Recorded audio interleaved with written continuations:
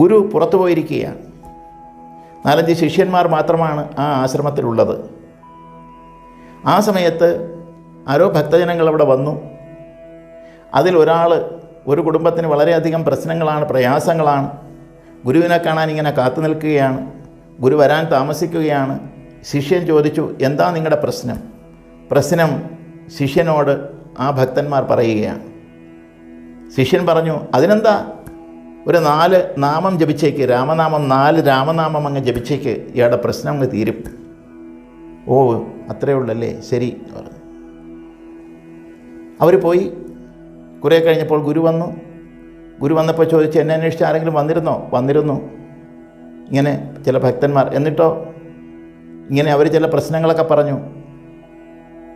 എന്നിട്ടോ? അപ്പോൾ അതിന് ഇങ്ങനെ ഒരു 4 മന്ത്രം ജപിച്ചേക്കാൻ, 4 നാമം ജപിച്ചേക്കാനായിട്ട് പറഞ്ഞു.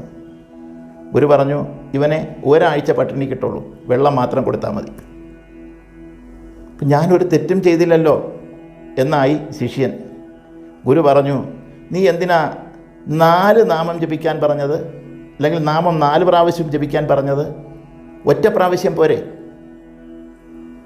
അവിടെയാണ് നമ്മൾ മനസ്സിലാക്കേണ്ടത്.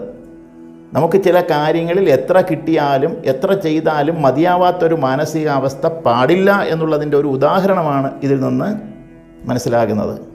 അത്രത്തോളം വിശ്വാസം നമുക്ക് പൂർണ്ണമായിരിക്കണം.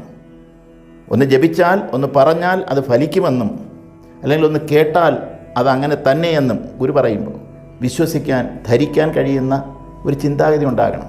അപ്പോൾ എന്ത് പ്രവൃത്തിയിലും ഇത് ബാധകമാകണം. അവിടെയാണ് ഈ സന്തോഷം എന്ന് പറയുന്നത് ഉണ്ടാകുന്നത്, അത് പ്രായോഗികമാകുന്നത്, അത് പ്രസക്തമാകുന്നത്.